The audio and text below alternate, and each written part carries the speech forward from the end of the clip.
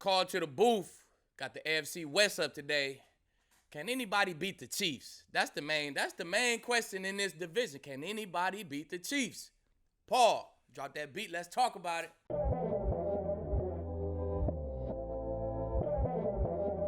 We're back with more Call to the Booth, the last of our AFC divisional previews. I'm Harrison Sanford. That's Aqib Talib. We're on the Blue Wire Podcast Network, also available on YouTube. Make sure you check us out. We're going to break down the AFC West today, and we have to start with the guys who we thought were going to be kings coming into this offseason, the Kansas City Chiefs. Instead, they're just the Super Bowl losers coming out of their loss to the Tampa Bay Buccaneers, which allows me to go back to Aqib's last year, or his year with the Los Angeles Rams, coming off of that Super Bowl loss, Aqib, where you thought you had a chance. How did that impact your offseason going into the next year, or not just yours, but the team in general, from your teammates and things of that nature? It's tough, man. It's draining to play all the way to the beginning of February and not come home with that trophy, man. But I think the fatigue definitely set in, man. We had a good offseason, and we started off the year maybe like 3-0. And then, you know what I'm saying, when them losses, you lose 2 in a row, I really felt like, honestly, our building kind of panicked. Like, we were like, oh, my God, 2 in a row. We can't have a Super Bowl hangover. Our coaching staff and our upstairs building, I think they just panicked, man. And they started, you know what I'm saying, making moves. And next thing you know, it was like we ain't going to the playoffs this season kind of a year, you know what I'm saying? So, I don't know, man. It's exhausting, man. It's tough. It's a tough thing to do. It's tough to keep all your players together. It's tough to keep that same belief again for 12 months. You know what I'm saying? That getting to that chip, it's a vibe. It's a real confidence. It's a real belief. So it's hard to for everybody to believe that shit again. You know what I'm saying? For that period of time. And if anybody can do it, shit, it's the Chiefs. You know what I'm saying? They got the best, one of the best coaches, the best quarterback. If you got a quarterback like that, you definitely gonna believe you can do it again. Like when we won the Super Bowl, if we would have came back and we would have had Peyton again with that same defense again, we would have really felt like, oh, we could do this shit again. But we came back after the Broncos Super Bowl with no Peyton, with no Danny Trey, with no Malik Jackson, with a whole bunch of guys gone, man. So that made it hard as far as the Broncos, man. So we ain't retained enough weapons. So we'll see, man. It's going to be tough, but I think if anybody can do it, the Chiefs can do it just because the quarterback and the coach that they got in place.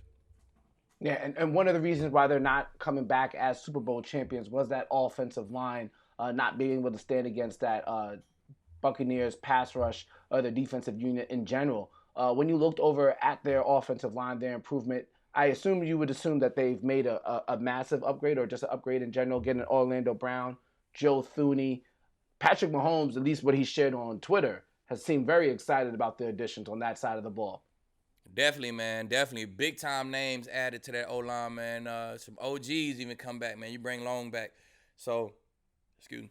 But I love what they did with the O-line, man. I love they whole offseason, they draft, everything, man. It was like everywhere where they could improve, I think they improved, man. So, I'm excited to see what the Chiefs look like this year. Their biggest competitor in the AFC West is? Ooh. I want to say them Broncos. But with Drew Lock and Bridgewater, I'm not going to say them Broncos, man. So I'm going to say the Chargers. Chargers going to be the biggest competitor. I think they play so good against the Chiefs. They kind of got their number almost, you know what I'm saying? So young Herbert, he let that thing fly against the Chiefs, man. I think that was his first start. He came out and put up 30 against the Chiefs. So biggest competitor Chargers. And I like their defense, man. If they stay healthy, I like what the Chargers got on defense, man. They got the bodies, they got the scheme to slow down the Chiefs, man. So we'll see. All right, so Paul gave us these over-unders looking at the 2021 NFL season coming out this AFC West. Aqib, let me know which one stands out to you. Kansas City Chiefs at 12.5. Los Angeles Chargers at 9. Broncos at 8.5. And the Las Vegas Raiders who are finally going to be able to fill out their new stadium this season, at 7. Chargers was at 9. 9. I go Chargers over 9. I think the Chargers gonna be the one who they're gonna play around with that 7th seed and Chargers, Colts and Dolphins. It's gonna be those teams, those middle of the pack teams gonna be fighting for that 7th seed. I think the Chargers will be the one from the AFC West to compete for that 7th seed. So let's go Chargers over 9. That's a good bet to me. What do you think Brandon Staley is going to bring to this team that Anthony Lynn didn't? Or where do you think Anthony Lynn kind of failed this team to the point where Brandon Staley has to be the new guy? I think just finishing games and really preparing for guys on defense, man. I think Staley did a great job just having that Rams defense ready to go.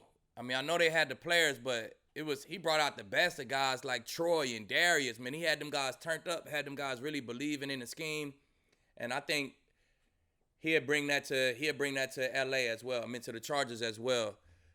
He got the bodies in there, man. He get them guys to really believe in the scheme and really to close games out, man. I think that's something that he can bring to that locker room. The Las Vegas Raiders last year were almost there, almost a playoff team. There was an encouraging season at points, but at some points it just did not seem right. That defense was not helpful at all. But you did have Josh Jacobs with another standout, one of the top running backs in the league. Darren Waller really emerged as a top 5-6 tight end in the league, one of the better pass catchers at the position. When you look at the Raiders with John Gruden there, it feels as if this might be kind of a show and prove year for Derek Carr. Like, what are the vibes that when you look at this team? What do you need to see from them to make sure that they're going in the right direction? Well, I think Derek Carr he do what he got to do, man. He could probably get better in some games later in the game, but it's that defense, man. When I think of the Raiders, I think the defense, man. They got to stop somebody. They went out and got some DBs, some young guys, some rookies, but man, you got to stop some people, man. It can't. Derek Carr can't do it all itself, right? So I think the games where the offense play good, the defense don't play good. The games where the defense play good, the offense don't play as good. So they just need to match up both units, man, and that defense got to stop some people. And Kenyon Drake is now going to be on the Las Vegas Raiders, so that might give them a little bit of versatility when you're looking at that running back position between him and Josh Jacobs. What do you think that might do? I mean, obviously, we remember Kenyon Drake's performance last year, or at least fantasy football owners do, and how disappointed they were. What do you think that how that might help Derek Carr and that offensive unit at least? I don't know if it's gonna do much, man, because Jacobs he barely come out the field. You know what I'm saying? He a 3-down back for real, but he got hurt. He missed some time last year, man. So I think that depth you can't never go wrong with having depth. You know, so more depth. So if Josh do go down, you got a guy like Drake hopping in, man, and so you can't go wrong with depth. You can never go wrong with that. Yannick Ngakoue is also there at defensive end, and John Brown coming in from the Buffalo Bills.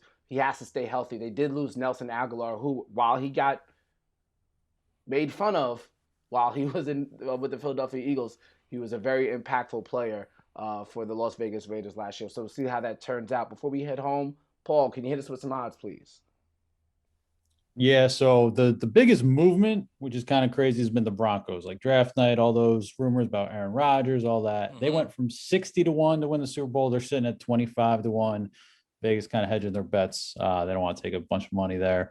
So Aqib, I'll just ask you. So the odds right now on the Chiefs to win the Super Bowl are 5-1. Is that something that interests you? I don't think I don't think the odds is good enough to, it's 5-1. So I don't know if I'm betting on a Super Bowl winner, man. I'm trying to predict the Super Bowl. I want them odds to be crazy. So if I guess it, I really win. You know what I'm saying? So I don't know, but you can't go wrong, man. You put your money on the Chiefs to win the West, the division. I mean, the West, the AFC, and the Super Bowl. Man, you can't go wrong. They probably gonna get it done. And Paul, before we get out of here, as a matter of fact, let's do this before we get out of here, Aqib. And Paul, while you look this up, who do you think is the favorite to be the MVP? MVP of the league. Mm-hmm. Who was the MVP last year? Aaron Rodgers? Aaron Rodgers. Yep. The year before it was Lamar Jackson. So hold on. They not. So Patrick Mahomes hasn't. Well, he must be due. He must be due again. You know what I'm saying? It must be another Patty Mahomes. He probably feels some type of way. I seen a comment. He said the only thing he's trying to do is go 20-0. So if he end up 16-0, he definitely gonna be the MVP, man. So I go Patrick Mahomes.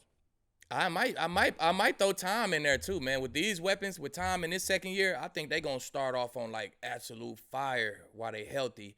Some injuries gonna come into play, slow them down a little bit. But I think the Bucs gonna start off on fire too, man. So maybe Tom Brady, Patrick Mahomes, them might be my MVP guesses. Paul, before you give us the answer, I'm throwing in Josh Allen as the MVP. Josh Allen. I always forget about Josh, man. I'm throwing him out. He's so much of that offense. While so they're much still of that trying offense, to figure out. Man. Yeah, they're still trying to figure out. And they're gonna be up there around. They're gonna be up there around 13 wins type area too. So Josh Allen too. They're my top three guys right there. Then A-Rod too. There's some goons out there, man. Them four guys right there, man. A-Rod, Josh Allen, Patrick Mahomes, Tommy. All right, so Paul, tell us what you got in the key. Make your pick based on the odds. Got you. All right, so we got Mahomes. He's the favorite at plus 450, so 100 to win 450. Aaron Rodgers plus 900. Josh Allen plus 1100. Tom Brady plus 1400. Then a handful more for you. Lamar, Matthew Stafford, Russell Wilson, all plus 1600. Dax at 1700. Justin Herbert and Kyler Murray are at plus 2000, so 20 to 1. But just because of the odds, I'm going to ride with Tommy. Just because it's crazy, crazy odds. If I pick that and he win, and then the weapons he got, man, he brought his whole team back. The Bucs gonna be crazy this year. They probably gonna be in the chip again. If not the chip, it's gonna be the NFC chip. So if they're in the NFC chip, that means Tommy going crazy. Can't go wrong with that bet. I reserve the rights to change my pick. I know what you're gonna say. Justin Herbert. You're gonna say Justin Herbert at 20 to 1. No, not even, bro. Not even, bro. Not even. I gotta go Dak Prescott. You saw how good he was last year. You see those odds? Dak was going crazy. It was the best offense, probably the best offense in the league. He's leading the charge. I'm taking those. I'm running with it. Key, let me get a loan. I'll put it down, and on our behalf. Let's do it. And when you win, hey, just make sure I get that half back. You know what I'm saying? Split it. All right. Hope you guys enjoyed the call to the booth. Aqib Talib, Harrison Sanford. Got you some information. Got you some betting advice. And a couple laughs too. Hope you enjoyed. We'll see you next time.